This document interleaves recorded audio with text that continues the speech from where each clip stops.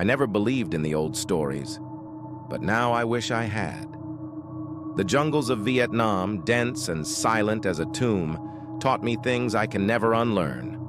There were places where the trees seemed to lean together, their branches stretching and curling as if conspiring in some ancient pact. Locals said certain parts of the jungle were cursed, but we chalked it up to superstition, just words passed down to keep people out of dangerous areas. I thought it was just that, until the night I went on patrol alone. The night air was thick and stifling. Crickets, frogs, the faint rustle of the underbrush. The jungle was alive with sound. But as I ventured deeper, there was a shift. First, it was a fleeting silence. The insects seemed to hold their breath. I felt it like a shiver that crawled up my spine, but I pushed forward. The silence grew, lingering, pressing against me as though the jungle itself was hiding, watching. I noticed something in the moonlight. A faint etching on the trees, symbols that looked like nothing I'd seen before. They twisted and curled like characters out of some lost language. The air felt colder. I touched one of the symbols, and an icy shock ran through my fingers, lingering like the sting of 1,000 needles. Then came the whispers. At first they were faint, barely distinguishable from the breeze. I turned, thinking it was just the wind playing tricks, but the whispers grew louder, urgent, almost pleading. They weren't in any language I knew, yet somehow I could understand their tone, a warning, a desperate urging to turn back. I walked faster, my heart pounding, but the whispers followed, pressing closer, their voices layered like a sinister chorus. Suddenly, out of the corner of my eye, I saw movement. A shadow darted between the trees, swift and silent. I froze, gripping my weapon, but there was nothing there. I was alone, or so I thought. As I moved, I noticed the jungle itself seemed different. The trees leaned closer, branches clawing toward me. It felt like walking through a tunnel that was slowly closing in, branches scraping against my uniform, scratching my skin. I looked down and saw a marking on my arm, a faint symbol that looked suspiciously like the ones etched into the trees. Had I been marked somehow? The cold intensified. Breathless, I stumbled upon an old ruin hidden deep within the foliage. The building was ancient, moss-covered, crumbling. Local stories told of spirits that lived here, shadows that walked alongside the living. I remembered the shaman I'd met a few weeks back, his eyes hollow but intense as he muttered something about spirits that could steal your reflection. I laughed then.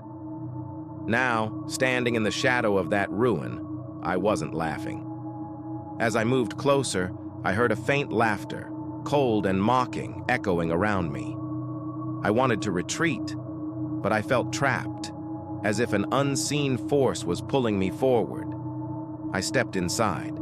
The air was frigid, my breath visible in the thin mist that clung to the floor. Shadows danced along the walls, shifting and contorting in ways that defied logic. Then I saw them, figures moving in the shadows, watching. Their eyes glowed with a faint, unnatural light. One figure stood out, a woman cloaked in mist, her features half hidden.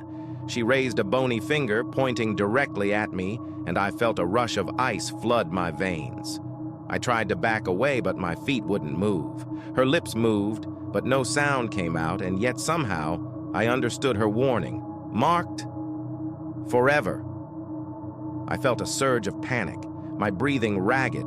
I ran, pushing past the shadows that clung to me, whispering secrets in languages I'd never heard but instinctively understood. The jungle seemed to close around me, vines curling like skeletal fingers, trees groaning as if alive, blocking my escape.